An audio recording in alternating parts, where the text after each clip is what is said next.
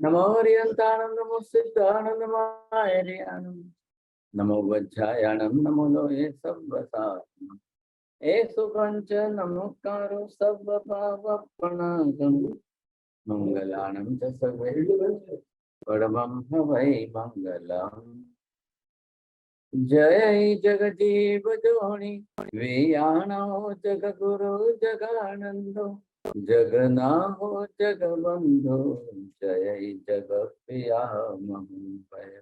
जय सुयाण प्रभु तीर्थयरणं पश्चिमो जय जय गुरुलोगाणं जय महत्वा महावीर वंदे मायसं महाभागं महावीरं महामुनिम् अमरनराय मह्यं चरमतीर्थयरमिमंसतीर्थ सर्वारिष्टप्रणाशाय सर्वाभीष्टार्थदायिने सर्वलब्धिनिधानाय श्री गौतम स्वामिने नमः।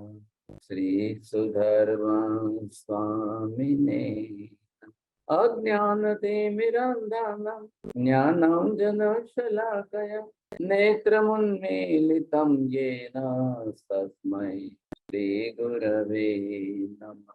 धर्म लाभ बहुत बहुत आशीर्वाद सब। सभी को सादर जय जिनेन्द्र। गंधर्वाद की 176वीं कक्षा में आप सभी का हार्दिक स्वागत है। पूर्व कक्षा में हमने हमारी जो चर्चा चल रही थी वो व्यक्त स्वामी का जो प्रश्न है, जो उन्होंने पंच महाभूत का अस्तित्व को स्वीकार नहीं किया, उस पर ही चल रही है। इसके संदर्भ में हमने देखा था कि जिसका अस्तित्व होता है यदि उसका निषेध किया जाए तो वह मिथ्या है, और अस्तित्व नहीं होते हुए अगर हम निषेध करते हैं इसको भी मिथ्या ही कहेंगे। जब अस्तित्व है ही नहीं है तो उसका निषेध क्या करना। जिसका अस्तित्व नहीं है उसका निषेध नहीं करते हैं तो ये भी मिथ्या है। जो जो जैसी वस्तु है उसको वैसा ही स्वीकार करना यही सही है, और इसे ही सम्यक दर्शन की श्रेणी में गिना जाता है। फिर आगे बात आई थी कि भूत शब्द को भूत को संज्ञा में लिया गया, और संज्ञा अर्थात जीव की संज्ञा को भूत शब्द से प्रयोग किया गया है। फिर हमने देखा कि रूपी कभी अरूपी नहीं हो सकता, मतलब अनंत काल में रूपी कभी अरूपी नहीं हो सकता और अनंत काल में अरूपी कभी रूपी नहीं हो सकता। फिर हमने देखा कि जो व्यक्त स्वामी है वे पंच महाभूत के अस्तित्व को स्वीकार नहीं करते हैं। उसी संदर्भ में देखा कि महावीर स्वामी जी ने चार, पृथ्वी जल अग्नि और वायु, इसको तो भूत शब्द से प्रयोग किया है क्योंकि चार भूत है। जो आकाश है वह तो पुद्गल द्रव्य है। फिर इसी प्रकार से हमने देखा आगे अंत में हमने देखा था नाम और वस्तु के संबंध में देखा गया था। नाम और वस्तु के वाच्य वाचक संबंध देखा था कि नाम जो है वो वाचक है और वस्तु है वह वाच्य है। इस प्रकार से अपने पूर्व कक्षा में अनेक चीजों पर चर्चा की थी। अब आगे चर्चा के लिए मैं भारत साहब से निवेदन करता हूं। आज जो है 23 मई है, मंगलवार को दिन हम इस समय दूसरी क्लास जो है गंधर्वाद की ले रहे हैं। गंधर्वाद के अंदर जैसा कि आपने समझा है, व्यक्त स्वामी चौथे गणधर। अब इनका विषय पंच महाभूत का तो है, लेकिन इनको ये शंका क्यों हुई है साहब? दो तीन बात को साथ में इकट्ठा किया गया है यहाँ पर। एक बात तो आपने समझ लिया। देखिए, पहले इनकी शंका है, शंका में क्या है या नहीं है, ये स्वरूप सामने आ रहा है। तो क्यों ऐसा हो रहा है? एक वाद जो है नंबर एक, यहाँ मैं वाद की बात करता हूँ। एक वाद आ रहा है ईश्वरवाद, एक वाद आ रहा है मायावाद, एक वाद आ रहा है यहाँ पर स्वप्नवाद, ये वाद इन्होंने लिया है यहाँ शून्यवाद। अब यहाँ पर एक वाद इन्होंने लिया है देववाद। अब प्रश्न यहाँ पर अलग अलग क्यों उठते हैं, इसका जो है हम पहले यहाँ स्पष्टीकरण करते हैं। एक तरफ ये व्यक्त स्वामी भी अपनी तरफ से ब्राह्मण विद्वान है, अब क्या ये ईश्वरवाद को मानने वाले हैं कि मायावाद को मानने वाले हैं कि स्वप्नवाद को मानने वाले हैं कि शून्यवाद को मानने वाले हैं कि देववाद को मानने? हुआ क्या है, जब ये वेद वेदांत अपनी तरफ से इनके मुख्य ग्रंथ हैं वो पढ़ते थे, तब इधर ईश्वरवाद के अंदर एक पक्ष क्या आया है, इनके अंदर भी बहुत बात। अब इनके अंदर अद्वैतवाद जब आता है तो कुछ अद्वैतवादी होते हैं, कुछ द्वैतवादी होते हैं। अब ये कौन किस प्रकार का मत जो है समझ करके चलते हैं। अद्वैतवाद के अंदर तो ईश्वर के अतिरिक्त अन्य किसी का वस्तु का अस्तित्व ही नहीं है था, ये इन्होंने स्पष्ट कर लिया अपनी तरफ से। जब ईश्वर के सिवाय अन्य किसी का अस्तित्व ही नहीं है, तो फिर मैं ईश्वर के सिवाय ये पृथ्वी पानी अग्नि वायु ये सब मानने का क्या मतलब हुआ? क्यों मानो, फिर क्या फायदा है? इधर जो है दूसरा है मायावाद है। हाँ जी, ध्यान देना थोड़ा समझने के लिए। मायावाद के अंदर जिसको इल्यूजन कहते हैं, भाई सच्चाई क्या है इसके अंदर, वास्तविकता क्या है? वास्तविकता अलग चीज होती है, जैसा होना वैसा ही दिखना, ये वास्तववाद होता है। लेकिन ये तो मायावाद है। जैसे कि आपने अगर कोई मैजिशियन को देखा है और वो मैजिशियन यूं करके रुपए के बंडल बना देता है, वो मैजिशियन यूं करके कोई कबूतर बना देता है, वो मैजिशियन अपनी माया जाल दिखा करके उसके अंदर कई प्राणी बता देता है, ये सब करते हैं ये लोग, समझे कि नहीं? अरे जब इतना सब कुछ तुम करते हो तो फिर 500,000 की टिकट रख करके लोगों से पैसा क्यों वसूलते हो भाई साहब? क्या जरूर पड़ी आपको पैसा वसूलने की? जब तुम तो नोटों के बंडल बना लेते हो, एक स्त्री को लाते हैं और तलवार से काट देते हैं, 2 टुकड़े करके आपको अलग अलग दिखाते हैं, तो लोग तो भ्रम में आ जाएंगे, अरे अरे अरे ये तो इन्होंने काट दिया, 2 टुकड़े ही कर दिए सब, अब वो स्त्री तो मर गई, समझे? नहीं नहीं नहीं, वो 2 मिनट में वापस ला करके जोड़ करके चलती कर देते ऐसा। ये सब मायावाद है, समझे कि नहीं? अब मायावाद में और स्वप्नवाद में क्या फर्क है, साहब थोड़ा समझ लो। स्वप्नवाद के अंदर जो है, जैसे स्वप्न में दिखाई देता है, क्या आंख खुलने पर वो सच्चाई होती है? आप सोचिए ना, एक गरीब भिखारी था और उसके पास कुछ भी नहीं है और उसको स्वप्न आया था। वो स्वप्न आया तो जो है वो एक बड़े ज्योतिषी ब्राह्मण को पूछने के लिए गया, अरे भाई साहब मेरे को तो ऐसा स्वप्न आया है कि मैं इंडिया का प्रेसिडेंट बन गया हूँ और वहां पर जो है मैं इस तरह से घूम रहा हूँ साहब, मेरे लिए स्पेशल प्लेन है, मेरे लिए ऐसा है, मेरे लिए वैसा है। ये सब बातें उसने जब कही तो वो ज्योतिषी ब्राह्मण देखता है कि भाई कड़े कपड़े वाले, हमारी जिंदगी में आज दिन तक क्या क्या मिला है, क्या भाग्य तुम्हारा है, तुम इस समय इतनी बड़ी बातें करते हो, ये कुछ भी नहीं है ऐसा, ये सब भूल जाओ, समझे कि नहीं? अब सोचिए, समझे कि नहीं? किसी के स्वप्न का तो फल बड़ा अच्छा बता करके उनको क्या क्या दिन में तारे दिखा देते हैं, और किसी किसी के स्वप्न के अर्थ में बिल्कुल निरर्थक चले जाते। ये तुम्हारे स्वप्न में, अरे तुमने अपने आप को देखा कि मैं प्रेसिडेंट हूँ और मैं ऐसा हूँ और मैं वैसा हूँ और मैं, मेरे पास ये धन संपत्ति वैभव ऐश्वर्य इतना है वैसा है, लेकिन जब आंखें खुलती है तब कुछ भी नहीं होता है। ये वास्तववाद है कि अवास्तववाद है, पहले ये समझिए। तो स्वप्न में आना, स्वप्न में दिखाई देना, क्या स्वप्न सब सब सर्वथा निरर्थक है? क्या स्वप्नों का कोई कुछ मीटिंग होता ही नहीं है? क्या स्वप्न में आया है वो सब मिथ्या ही होता है, या फिर स्वप्न आते ही क्यों है, समझिए, समझे कि नहीं? तो पहला प्रश्न ये खड़ा हुआ, सर्वथा वस्तु का अभाव हो तो फिर स्वप्न में आते ही क्यों है? अगर पानी पृथ्वी अग्नि वायु कुछ है ही नहीं, समझे कि नहीं, तो भाई मैंने तो ऐसा स्वप्न देखा कि मैं तो गंगा नदी के अंदर तैर रहा था। तो ये नदी कहाँ से आई, पानी कहाँ से आया इतना, और ये आप अपने आप को तैरते हुए देख रहे हो, ये सब क्या है, समझे कि।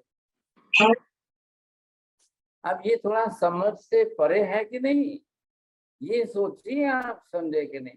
ऐसी स्थिति में स्वप्नवाद जो होता है उसका सीधा तात्पर्य लोग ऐसा बैठा देते हैं कि वास्तविकता कुछ नहीं, स्वप्न में जो भी कुछ आता है।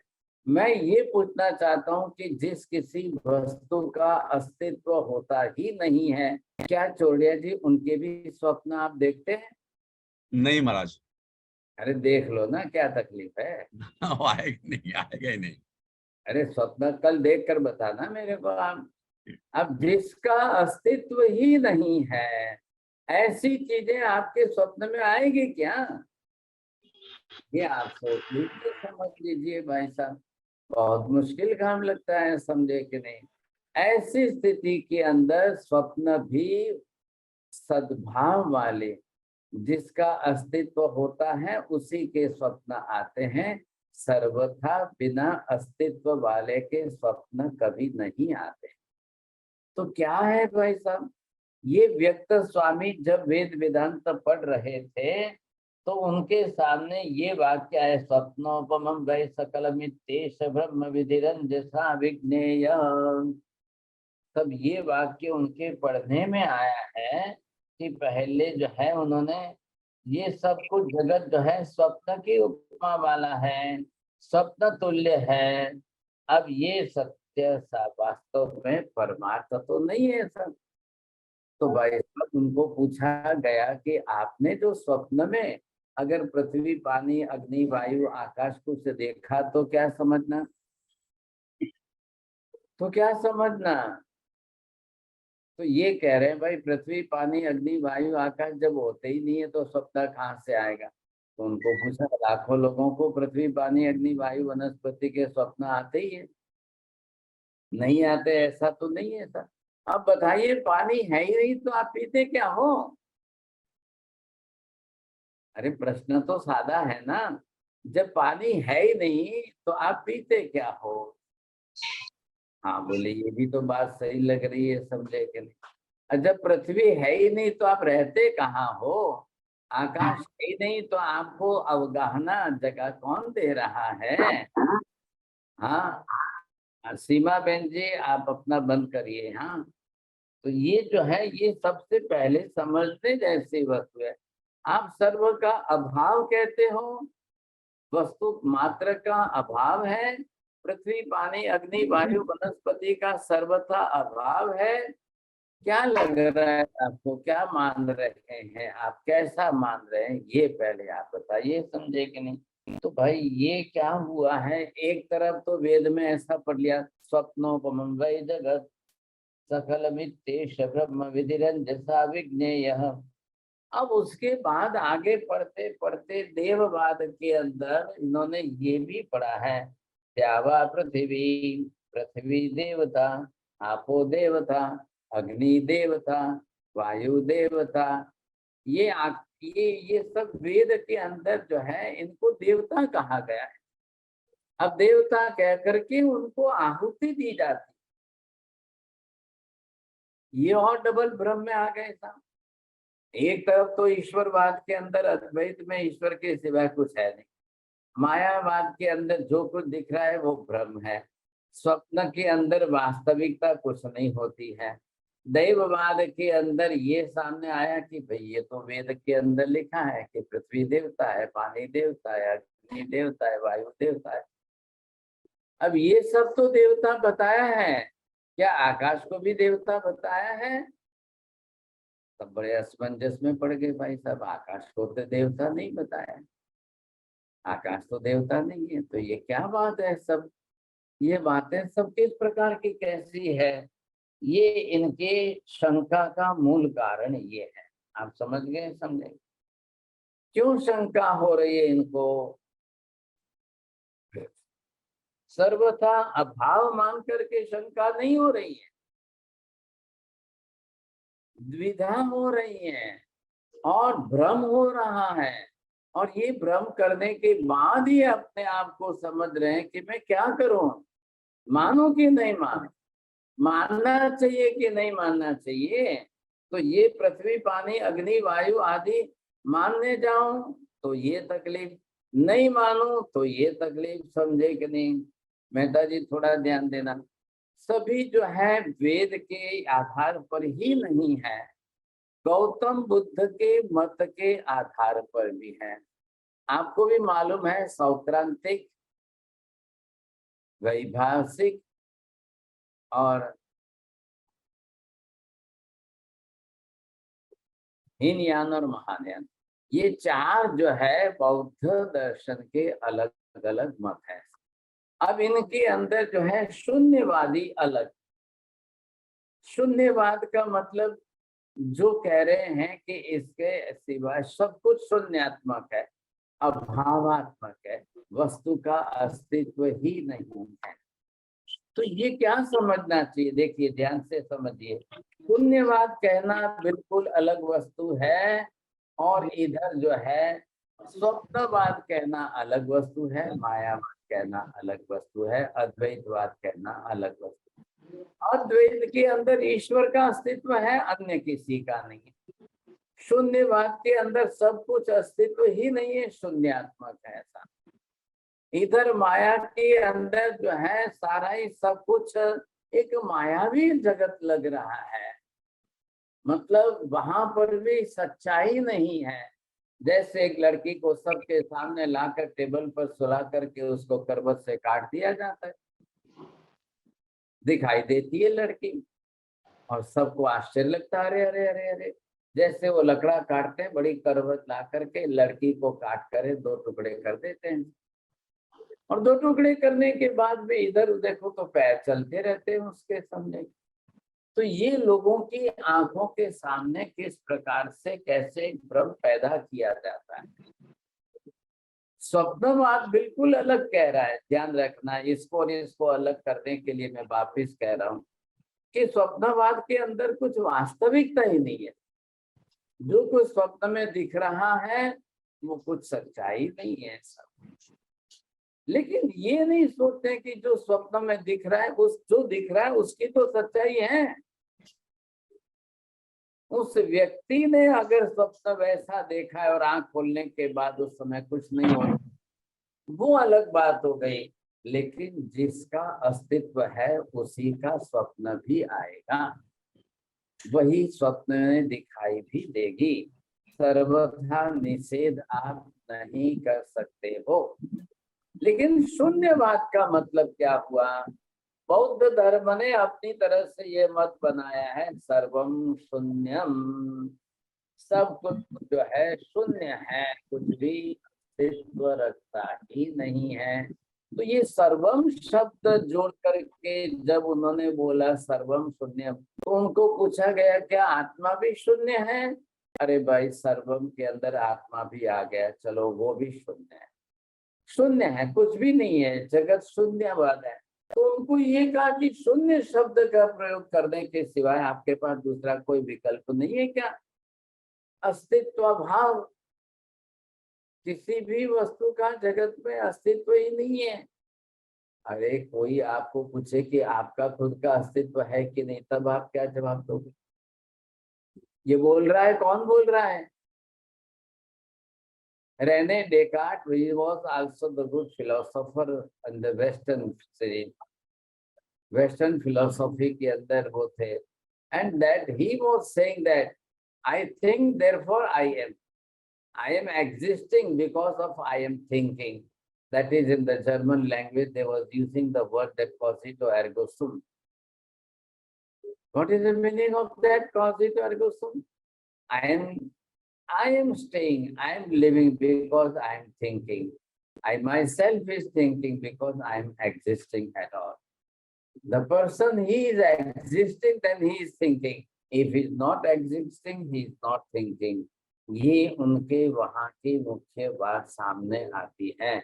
हम भी बरोबर समझ रहे इस बात को। जो आत्मा है वो तो चेतन ज्ञानात्मक है, और वो चिंतन मनन ज्ञानात्मक प्रक्रिया है। तो जब वो चिंतन मनन करता है, वो ज्ञानात्मक प्रक्रिया है, तो भाई जो चिंतन करने वाला है उसका अस्तित्व आप मानोगे कि नहीं मानोगे? ना कैसे कहोगे आप? ये सब बातें बहुत बड़ी बातें हैं, समझे कि नहीं? इन वादों के कारण, वाद यहाँ पर जो है मैं आपके लिए शब्द लिख रहा हूँ वाद, but these are all the different different philosophy जो है। वाद मतलब फिलोसॉफी, कई प्रकार के डिफरेंट वाद जो है, मतलब there are some different types of philosophy. अब ये व्यक्त स्वामी,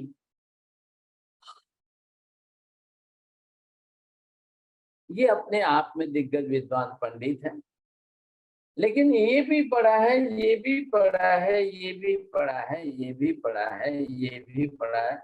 अब इसके कारण वो भ्रम में आ गए, देववाद पढ़ने के कारण, क्योंकि वो भी तो वेदों में लिखा है, आपो देवता, अग्नि देवता, वायु देवता। अब ये सब जो है वेदों के वाक्य, और वेदों के अंदर जो आपको 4 वेद मालूम हो तो ऋग्वेद, यजुर्वेद, अथर्ववेद और सामवेद, ये हिंदू धर्म के 4 मुख्य वेद ग्रंथ हैं वैदिक। अब वेद ग्रंथ के आधार पर इनके अंदर जो लिखा हुआ एक बेसिक प्रिंसिपल आता है, और आगे चल करके उसी का अपोजिट प्रिंसिपल भी आता है। तो ये प्रिंसिपल जो होते हैं वो अपोजिट होने चाहिए क्या? प्रिंसिपल जो है, देखिए सर्वज्ञ के सिद्धांतों में कहीं पर भी कोई विखवाद नहीं आता।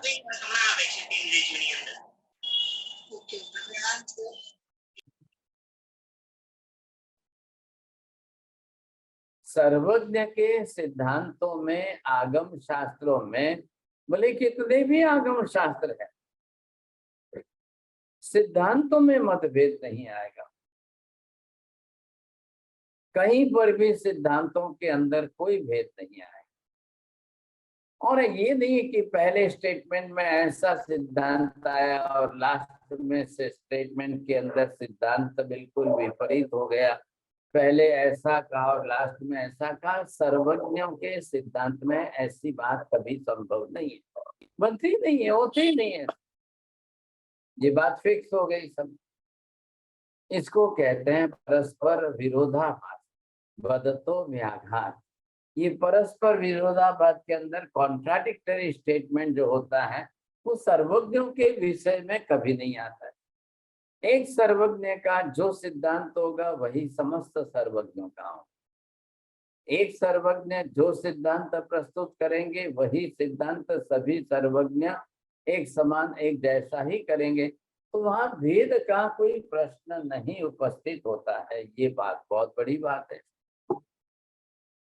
लेकिन लोग समझते नहीं है ना। लोग इस बात को समझने को तैयार नहीं है। ये इसलिए सर्वज्ञ के सिद्धांत समझ में नहीं आते हैं। और ये सभी 11 विद्वान पंडित, अब कौन किस प्रकार के वाद से ग्रस्त हैं, लेकिन सबका समाधान सर्वज्ञ के सिद्धांतों से ही हुआ। ये भी आप समझ लीजिए। सभी गणधर है, सभी गणधर, 11 ही गणधर, सभी ब्राह्मण विद्वान पंडित है, लेकिन सबका मत जो है मात्र वैदिक मत ही है, ऐसा नहीं है। बौद्ध मत को भी लेकर के चलने वाले अलग अलग पंडित आपको मिलेंगे। अब बौद्ध मत के अंदर सर्वज्ञ का सिद्धांत नहीं आ रहा है। यद्यपि, ध्यान से समझिए मेहता जी, बुद्ध को भी ये लोग बोधि वृक्ष के नीचे इनको बोधि ज्ञान हो गया ऐसा कहते हैं। ये उनके मत के हिसाब से है। भाई बोधि ज्ञान उनको हो गया, वो लोग बोधि ज्ञान को केवल ज्ञान जैसा ही मानते हैं, सर्वज्ञ ज्ञान के जैसा ही डेफिनेशन वैसी करते हैं, कहने का मतलब। लेकिन जैन धर्म के अंदर आपको जिस प्रकार की डेफिनेशन मिलती है, भाई घाती कर्मों का क्षय कैसे हुआ और किन घाती कर्मों का क्षय करके किसको केवल ज्ञान कैसे हुआ, ये प्रक्रिया जो है वो नहीं बताते हैं। बौद्ध दर्शन में भी ये प्रक्रिया नहीं दर्शाई है। तो बोधि वृक्ष के नीचे बैठने से केवल ज्ञान हो गया, ऐसा नहीं होता है। आपने भी मेहता जी सुना हो तो जैन धर्म के अंदर सभी तीर्थंकर भगवंतों को किसी न किसी वृक्ष के नीचे ही केवल ज्ञान हुआ है। लेकिन जैन धर्म ने कभी वृक्षों की महिमा नहीं बढ़ाई, वृक्षों के कारण केवल ज्ञान का कार्य कारण भाव नहीं बैठाया। लोगों को मालूम ही नहीं है सब महावीर स्वामी को किस वृक्ष के नीचे केवल ज्ञान हुआ, आदिनाथ भगवान को किस वृक्ष के नीचे केवल ज्ञान हुआ, शांतिनाथ भगवान को किस वृक्ष के नीचे केवल ज्ञान हुआ। आपकी जानकारी के लिए मैं बता दूं मेहता जी, ध्यान रखना, सभी तीर्थंकर कंपलसरी अशोक वृक्ष के नीचे दीक्षा लेते हैं। सबका दीक्षा महोत्सव जो है ना, दीक्षा कल्याणक जिसको हम कहते हैं, सभी तीर्थंकर कंपलसरी अशोक वृक्ष के नीचे दीक्षा लेते हैं। लेकिन सभी तीर्थंकरों को केवल ज्ञान अलग अलग वृक्षों के नीचे होता है। ऐसा एक भी वृक्ष नहीं है कि जिसके नीचे सभी को केवल ज्ञान हो, ऐसा कोई वृक्ष नहीं है। ये तो एक आनुषंगिक बात है, इसलिए मैं आपका ध्यान खींच रहा हूँ, थोड़ा सा आपका ज्ञान बढ़ा रहा हूँ। लेकिन यहाँ जैन धर्म के अंदर तो जिस तरह से चारों घाती कर्मों का क्षय होगा, क्षयोपशम नहीं, 8वें गुणस्थान से क्षपक श्रेणी आरूढ़ करके वो चलते चलते चलते सर्वप्रथम मोहनीय कर्म का पूर्ण क्षय करेंगे। उसके बाद में ज्ञानावरणीय दर्शनावरणीय अंतराय कर्म का क्षय करेंगे। वो 13वें गुणस्थान पर आएंगे, चारों घाती कर्मों का क्षय होगा, तभी केवल ज्ञान होगा। ये कॉमन एक मेथड, एक ऐसी प्रक्रिया बता दी है, और सबके लिए एक शरीर, सबके लिए एक तरह की एक जैसी प्रक्रिया। चाहे तीर्थंकर को केवल ज्ञान हो, चाहे तीर्थंकर सिवाय के अन्य किसी को केवल ज्ञान हो, चाहे स्त्री को केवल ज्ञान हो, चाहे साधु साध्वी जी को हो, जिस किसी को, सबके लिए एक जैसा।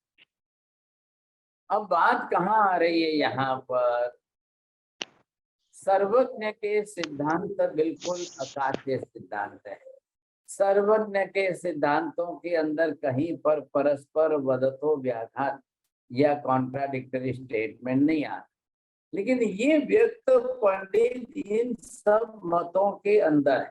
इन्होंने ये मत पढ़ा है, ये मत पढ़ा है, ये मत पढ़ा। अब इनको ये पूछा जाए भाई आप किस मत की मान्यता वाले हो, आप पर्टिकुलर किस मत की मान्यता वाले हो, आप किसको मानते हो, किसको स्वीकारते हो, तब इनकी बात अलग है तो वैदिक पंडित है। लेकिन वैदिक पंडित होकर के बुद्ध मत के अनुसार इन्होंने अपनी तरह से सिद्धांत बैठा लिया। ऐसा क्यों किया है? और इधर क्या हुआ इनको कि वेदों के अंदर परस्पर कॉन्ट्राडिक्टरी स्टेटमेंट काफी आने के कारण ये भ्रम है। और यही प्रिंसिपल 11 पंडितों के लिए चलेगा सब। अब आप समझ गए बात को। अब ये समझ गए तो इन्होंने स्वप्नवाद भी लगाया, मायावाद भी लगाया, अद्वैतवाद भी लगाया, शून्यवाद भी लगाया, और इससे अपना मत बना लिया। ऐसा नहीं है, नहीं है, नहीं है, पृथ्वी नहीं है, पानी नहीं है, अग्नि नहीं है, वायु नहीं है, वनस्पति नहीं है, छोड़ो छोड़ो इन बात को, ये सब पंच महाभूत है, ये कुछ है ही नहीं। ये जैसे हम जो है कोई हिल स्टेशन पर जाकर के प्राकृतिक सौंदर्य को जब देखे तो ये कह रहे हैं कि भाई ये तो स्वप्न जैसा है। हाँ, अब किसी व्यक्ति को स्वप्न आया कि भाई वो सुबह उठते उठते उसने देखा कि मुझे ये स्वप्न आया, लेकिन जिस व्यक्ति को स्वप्न आता है उसके बाद वो उठ करके देखता है कुछ भी नहीं लगता है, तो ये जीवन क्या है? वो बोले इतना 50-100 साल का जीवन जो है ना, ये भी एक स्वप्न जैसा है, कुछ भी रियलिटी हो, समझे कि नहीं? हाँ, ये जरूर कह सकते हो किसी को विरक्त करने के लिए, वैराग्य लाने के लिए संसार के पदार्थों से आसक्ति घटाने के लिए ये जरूर कहा जा सकता है, लेकिन सच्चाई का, वास्तविकता का अभाव नहीं कर सकते आप। आपको आसक्ति घटानी है, मोह माया ममत्व घटाना है, आप उस आसक्ति घटाने के लिए जरूर बोलिए, सब कुछ नहीं है, संसार बिल्कुल विरक्त आसक्त, लेकिन वहां पर आप असत्य बोल करके किसी भी वस्तु का अस्तित्व ही नहीं है ऐसा नहीं कह सकते। वहां पदार्थ विज्ञान तो आपको बैठाना ही पड़ेगा। पदार्थ विज्ञान की दृष्टि से जगत में द्रव्य है, गुण है, पर्याय है, उत्पाद है, व्यय है, द्रव्य है, और इनके अंदर पर्यायों का परिवर्तन है। भले ही पर्यायों का परिवर्तन काफी फास्ट हो जाए, काफी तेज जो है स्पीड से हो जाए, ये सब संभव है, उसमें कोई दो राय नहीं है, सोचिए समझे कि नहीं, लेकिन आप सर्वथा अभाव नहीं कर सकते हो, ये भी इतनी ही बड़ी सच्चाई है, ये आपको सोचना चाहिए, समझे कि नहीं। चलिए अब यहाँ पर ये मूल बात पर आइए, तो ये इनको अपनी तरह से कैसे समझाया जाए।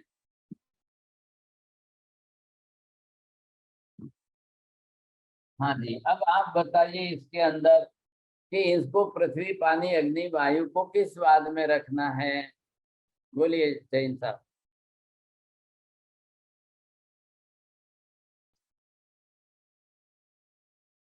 नहीं समझ में आया। ये स्वप्नवादी की बात हो रही है। चलिए मेहता जी बोलिए आप। नहीं, पृथ्वी पानी अग्नि वायु को कोई भी वाद में बैठा नहीं सकते हैं। हाँ, अब ये जो है अगर किसी वाद में बैठा कर, तो व्यक्त स्वामी ने अपनी तरफ से इन चारों वादों का भ्रम इकट्ठा किया।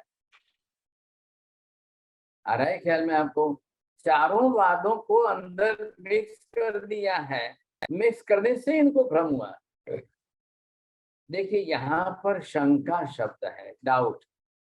शंका शब्द का अर्थ इनका डिसीजन नहीं है कि है ही नहीं था, है कि नहीं, दो बात में फर्क हो गया, ख्याल आया आपको? है ही नहीं और है कि नहीं, फर्क है कि नहीं? जो बीच में की लगाया है ना, तो है कि नहीं। इधर तो वेद में कह रहे हैं कि भाई ये आपो देवता, अग्नि देवता, वायु देवता, तो इधर में क्या समझू, समझे कि नहीं, ये है इनका भय, शंका है, समझे।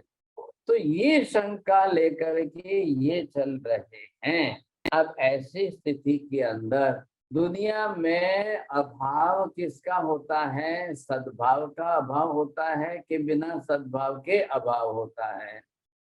बोलिए मेहता जी। बिना सद्भाव के अभाव होता है, सद्भाव का कभी अभाव नहीं हो सकता। आपको क्या लगता है चौड़िया जी? महाराज थोड़ा थोड़ा चिंतन करना पड़ेगा। अगर वस्तु का सद्भाव ही न हो और आप उसका अभाव बता तो ये चलेगा? नहीं वस्तु चलेगा। का सद्भाव ही न हो, आत्मा हो ही नहीं, आप उसका आत्मा का अभाव कर दोगे? नहीं कर सकते। हाँ, तो पहले आपको जिसका भी अभाव करना है, अभाव करने के पहले आपको उसका नाम लिखना तो पड़ेगा कि नहीं? आप ये लिखा आपने अभाव, अभाववाची क्रिया कौन सी है? नास्ति, नहीं है। तो आपको आगे खाली जगह के अंदर क्या, ये क्वेश्चन आपने क्यों उपस्थित किया? आप किसका अभाव कहना चाह रहे हो? जिसका भी अभाव कहोगे उसका नाम तो आपको बताना पड़ेगा। अब जैसे ही आप नाम बताओगे तो उस वस्तु का नाम ये सद्भाव हुआ कि अभाव हुआ? सद्भाव हो गया उसका। सद्भाव हुआ। हाँ, आप सद्भाव हुआ, अभाव कैसे करोगे आप? अब वस्तु के सद्भाव होने से आप किसका, ये बात पहले आई है ना आत्मा के विषय में नहीं है, चलो ये क्रिया अभाववाची शब्द आपके पास कौन सा है? नहीं है। या आप निषेध कर दो, अस्तित्व ही नहीं है। जब आपने ये किया कि अस्तित्व ही नहीं है,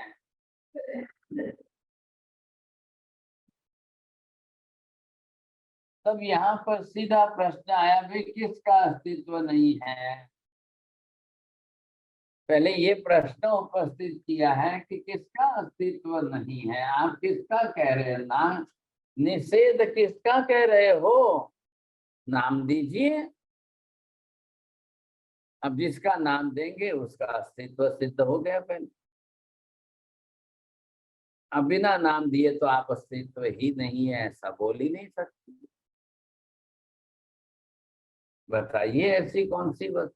अब वस्तु बताने जाओ, नाम देने जाओ, वाच्य वाचक भाव संबंध बैठाने जाओ, वस्तु वाच्य है और वस्तु का नाम वाचक है।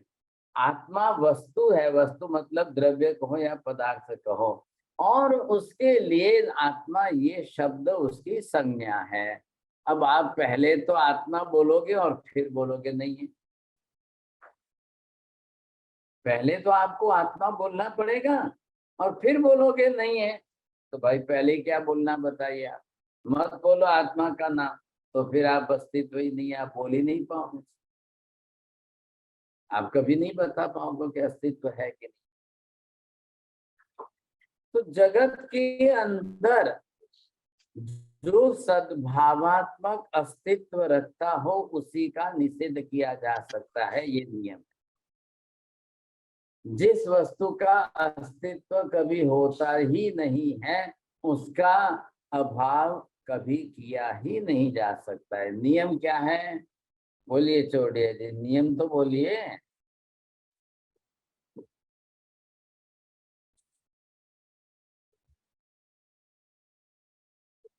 मैं बोलूं महाराज साहब? हाँ पहले भी बोलिए। जिसका अस्तित्व नहीं है उसका अभाव हो ही नहीं सकता। हाँ जी बरोबर। अब ये पृथ्वी पानी अग्नि वायु क्या है?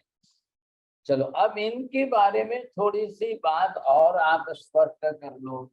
पृथ्वी पानी वायु वस्तु, ये वस्तु है क्या?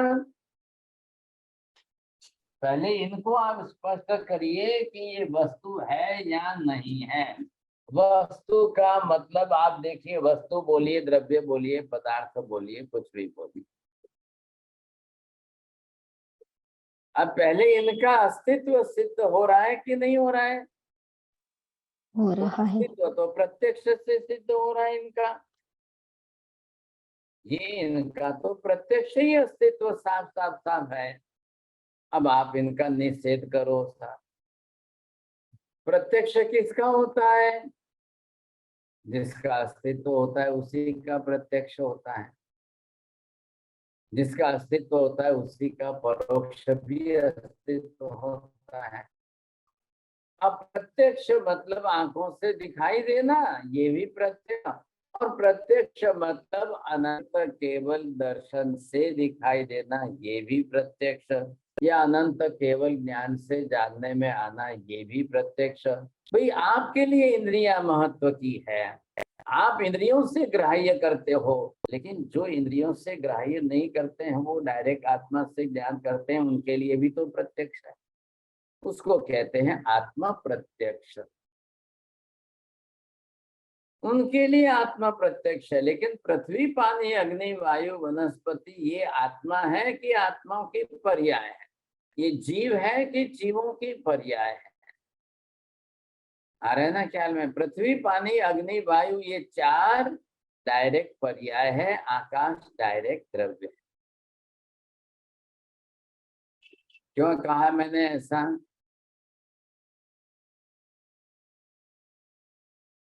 मीना बहन जी, कैन यू से दैट?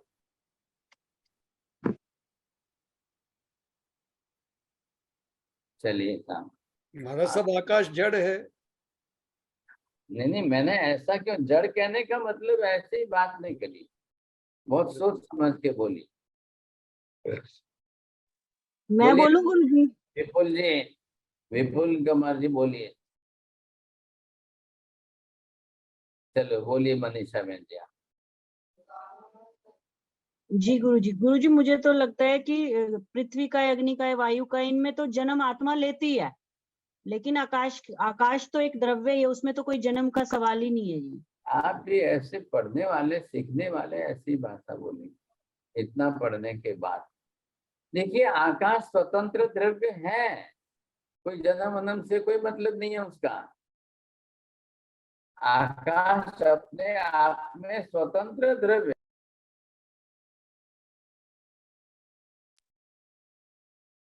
तो ये जो है स्पष्ट जब आप समझोगे तभी तो आपको ख्याल आएगा ना। अब ये आपके सामने है, पृथ्वी पानी अग्नि वायु वनस्पति सामने है। अब ये जो है जब आप देख रहे हैं आकाश स्वतंत्र द्रव्य है, आकाश अपने आप में स्वतंत्र द्रव्य है, लेकिन पृथ्वी पानी अग्नि वायु ये जीव है और जीवों की पर्याय है। अब जीव के लिए ही वाचक शब्द है भूत। ख्याल है आपको? भूत शब्द जो है जीवों का वाचक शब्द है, मतलब there are the similar words. भूत कहिए, चेतन कहिए, जीव कहिए, आत्मा कहिए, समझे। इन्होंने अपनी तरफ से पंच महाभूत ये संज्ञा दी है। तो पहला प्रश्न विनोद गार्डन है, मैं भी नया हूँ। विनोद गार्डन। सुरेश जी आपका म्यूट करिए, डिस्टर्ब हो रहा है। विपुल जी आप कहाँ चले गए, ध्यान नहीं रख रहे हैं। तो ये पहले आप इधर आप समझ लीजिए, चार जो है, एक तरफ ये चार है और एक तरफ ये आकाश है। अब ये चार जो है ये क्या है, भूत है, ये भूत नहीं है, इसलिए अभूत। आप इसको अभूत कहिए। जब हमने जीववाची शब्द बीच में लाया और जीववाची कहकर के हम यहाँ भूत कहते हैं या अभूत कहते हैं, तो इधर आप इसको आकाश को अजीव कह दीजिए। हाँ जी जैन साहब थोड़ा ध्यान दीजिए कि आकाश अजीव है लेकिन जड़ पुद्गल, जड़ नहीं है। ध्यान में आया आपको, समझे कि नहीं? लेकिन अब इनको हम अलग कर रहे हैं, तो ये चार तो भूत है। अब ये चार आपको जो है पर्याय धारण की है इन्होंने। ये किसकी पर्याय है? जीव की पर्याय। तो जीव की पर्याय में आपको ये स्पष्ट हो जाएंगे, पृथ्वी है, पानी है, अग्नि है, वायु। ये व्यक्त स्वामी वनस्पति को बीच में नहीं ला रहे हैं। ध्यान दीजिए, यहाँ पर पंच महाभूत का जो इन्होंने विषय लिया है, तो इनको ये पूछा कि ये चार और ये एक, अब इन दोनों को मिलाकर ही तो आपने पंच महाभूत ये ऐसा बनाया। अब आपने ये पंच महाभूत क्यों कहा? क्योंकि आकाश भी इतना व्यापक है, पृथ्वी इतनी विशाल व्यापक है, पानी इतना विशाल व्यापक है, अग्नि इतनी विशाल व्यापक है, वायु इतना विशाल व्यापक है। सर्वत्र इनका जो स्थान है, विद्यमानता है, सर्वत्र इनका अस्तित्व जो जिस प्रकार का है उस हिसाब से इन्होंने माना है। तो ये उस हिसाब से समझ करके चल रहे। इन्होंने साथ में आकाश को जोड़ करके उसको भी भूत की संज्ञा दे दिया। हालांकि आकाश के लिए भूत की संज्ञा बैठती नहीं है, ये बात समझ लीजिए आप। नहीं बैठती, बनती ही नहीं है, सोचिए। लेकिन फिर भी इन्होंने इसकी संज्ञा दी है। तो यहाँ आपको ये देखना है ना कि ये संज्ञा सही है क्या। अब ये अपनी तरह से अस्तित्व बनाने की बात आ रही है। तो जब पहले अस्तित्व की बात आई तब इनको कहा कि शून्यवाद कहाँ से बीच में लाओगे, स्वप्नवाद कहाँ से बीच में लाओगे, मायावाद कैसे आप बीच में लाओगे? क्योंकि पृथ्वी पानी अग्नि वायु चारों दृष्टि गोचर होते, दिखाई देते, आकाश नहीं दिखाई देता। लेकिन आकाश नहीं दिखाई देते हुए भी उसका अस्तित्व बरोबर बना हुआ है। व्यापक रूप से सबका आधार एक ही है। तो आप पहले वहां पर ये व्यापक आधार देख लो, फिर कोई प्रश्न आपको बीच में नहीं आए। आ गई ना बात ख्याल में? तो ये स्पष्टता इसके अंदर कर दी गई है। अब कोई प्रश्न नहीं बीच में आ रहा है, तो आप इसको जो है शून्यवाद में क्यों ले जा रहे हो? शून्यवाद का विषय ही नहीं बन रहा है, स्वप्नवाद का विषय नहीं बन रहा है।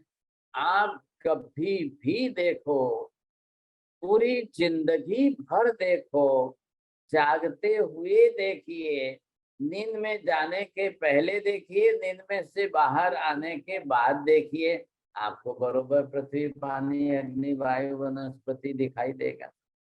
आजकल कई बड़े बड़े फ्लैट बन रहे हैं ना, सोसाइटी या टावर, बड़ी बिल्डिंग जो है, तो वो लोग व्यू देते हैं। अरे आपको हमेशा ही ऐसा सुंदर व्यू दिखाई देगा। इधर देखिए, आपको इतना बड़ा व्यू दिखाई देगा। तो आप जब भी देखोगे व्यू आपको स्पष्ट दिखाई देगा।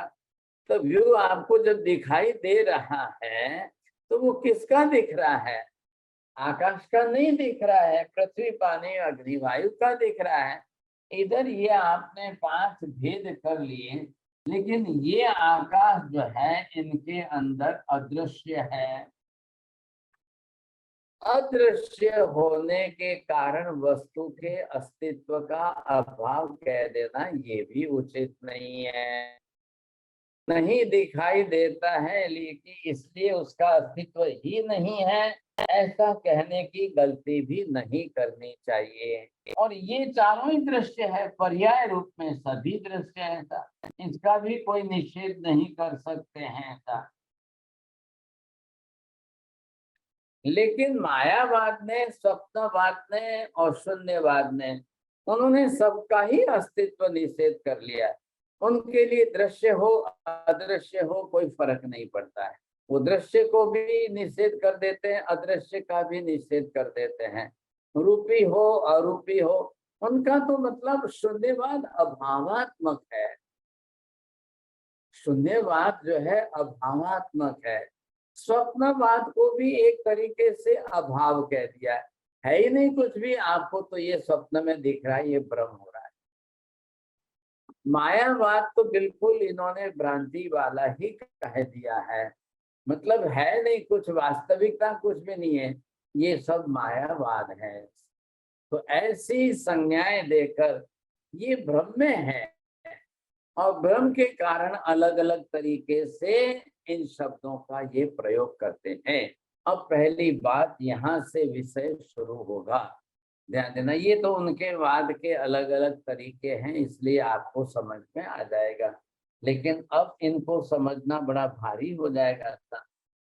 अब ये प्रश्न आ रहा है मेहता जी कि इनको क्या कहना, कार्य कहना कि कारण कहना? कारणवाद और कार्यवाद, पृथ्वी, पानी, अग्नि, वायु, वनस्पति को कार्य कहना कि कारण कहना? वाच्य वाचक भाव आएंगे। जब वाचक है तो वाच्य होना अनिवार्य है, जब वाच्य है तो वाचक होना अनिवार्य है। हाँ, थोड़ी चर्चा हम अगली क्लास में करेंगे, और जिनको भी थोड़ा सा इंटरेस्ट पड़ता है, क्योंकि ये थोड़ा लॉजिक्स के साथ चलेगा, फिलोसॉफी और लॉजिक कॉम्बाइन चलता है, लेकिन आपको ये ध्यान रखना है कौन सा दर्शन किस प्रकार की फिलोसॉफी की बात करता है, और कौन सा दर्शन किस दर्शन के विषय की बात करता है। नहीं तो हम भ्रम में रह जाएंगे, पता ही नहीं चलेगा समझे, ये बात जरूर है। हाँ जी बोलिए, किसको प्रश्न पूछना है कुछ? महाराज साहब, ये वनस्पति काय की बात होती नहीं है इसमें। भाई साहब, मैंने आपको अभी क्या कहा, व्यक्त स्वामी ने पंच महाभूत का विषय लिया है, इसमें वनस्पति को साथ में नहीं जोड़ा है। इन्होंने पृथ्वी, पानी, अग्नि, वायु और आकाश जोड़ दिया है। चला, अब ये हम आगे चल करके इसका विभाजन करेंगे। जैन अगर अपनी तरह से केवली सर्वज्ञ के सिद्धांत की बात करेंगे तो वो जरूर पृथ्वी, पानी, अग्नि, वायु, वनस्पति जोड़ेंगे। चला, लेकिन इन्होंने आकाश शब्द जोड़ दिया है। तो आकाश शब्द का मतलब क्या भाई, आकाश तो अरूपी है ही है, अदृश्य है ही है। तो ये अदृश्य कह करके, शून्यवाद कह करके अभाव कहना है क्या इनको? प्रश्न यहाँ खड़ा होता है। जिस कारण से पृथ्वी, आकाश नहीं दिखाई देता है, इसलिए नहीं दिखाई देता है, इसलिए अस्तित्व का अभाव करके ना कह दो। उसी कारण से क्या पृथ्वी, पानी, अग्नि, वायु, वनस्पति भी नहीं दिखाई दे रही है? क्या उसी तरीके से इनका अभाव निश्चित कर रहे हैं आप?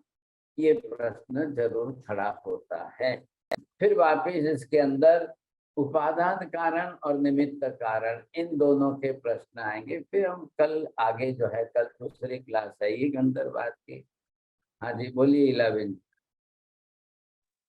मथिनंदामी कृतज्ञोस्मि।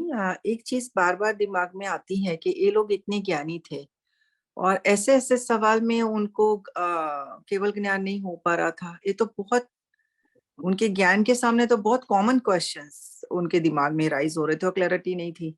देखिए एक बात जरूर समझ लो, सवाल ज्ञान का नहीं आता है। ज्ञान के सामने कॉमन लगते हुए भी अभिनिवेशिक भाव से जब सुई एक जगह अटक जाती है, फिर आगे नहीं सोचते।